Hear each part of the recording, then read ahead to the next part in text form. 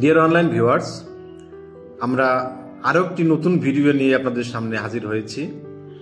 আজকের ভিডিওর বিষয় হচ্ছে, আমরা যখন একটি সংখ্যার 1 গুণ, 2 গুণ, 3 গুণ, 4 গুণ, 5 গুণ, 7 গুণ, 8 গুণ, 9 গুণ, 10 গুণ বলি, তখন সেগুলোকে আমরা ইংরেজিতে কিভাবে বলি সেটা নিয়ে আজকে আমরা এখানে আলোচনা করব।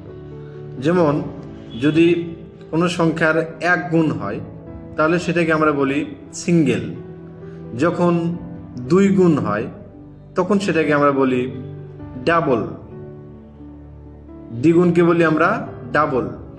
যখন 3 গুণ কোনো সংখ্যার হয় তখন সেটাকে আমরা বলি ট্রিপল।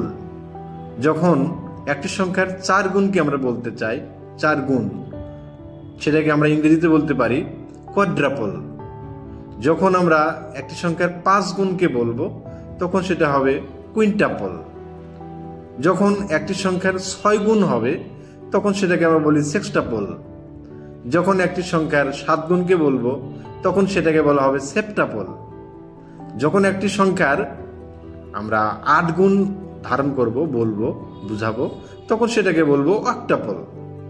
যখন একটি সংখ্যার 9 গুণ হবে তখন সেটাকে বলবো ননাপল।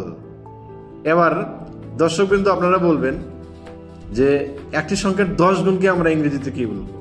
ধন্যবাদ, বাই।